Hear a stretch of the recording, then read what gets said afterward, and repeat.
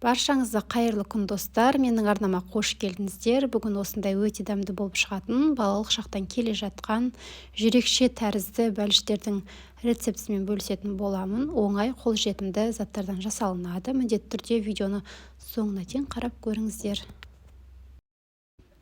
Ал ендеше тәтті бәліштерімізді жасауға кірісеміз. Ыдысымызға жылы сүтімізді, оның үстіне 2 жұмыртқа, қантымызды, сұйық май, құрғақ ашытқы және де тұзды салып араластырып аламыз.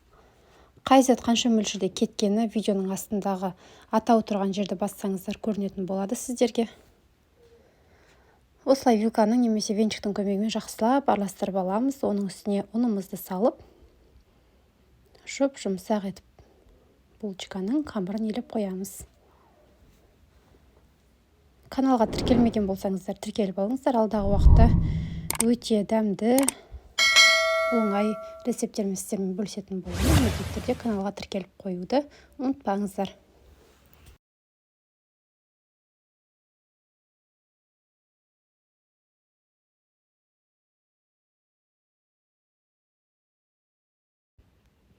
Міне бізде осындай жұмсақ болып булочкамыздың қамыры еленуі қажет. Оны біз салафанға салып, бетін жауып, жылы жерге 1 сағат көлеміне қалдыратын боламыз көтерілгенше.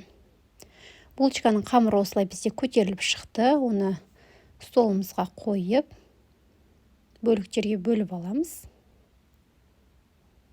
Менде 12 бөлік шықты. Осылай домалақтап, бір тарелкаға салып, дайындап алатын боламыз. Дайындап алғаннан кейін бетін салафанмен немесе пищевая пленкамен жауып қоямыз. Шетінен ала отырып, осылай оқтаудың көмегімен ұзынша сопақтау етіп жайып алатын боламыз, жұқалау етіп.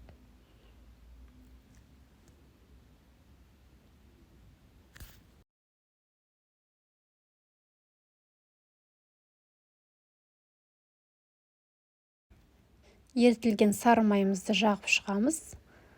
Оның үстіне қантты себелеп, видеода көрсетілгендей етіп жасап алатын боламыз.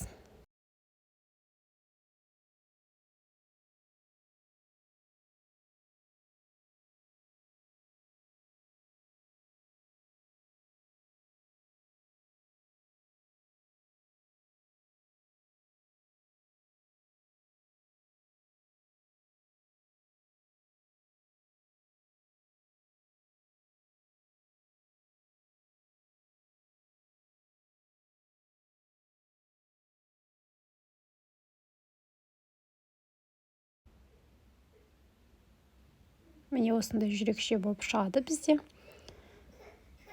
Бетін жауып 15-20 минутқа көтерілуге қалдырып қоямыз.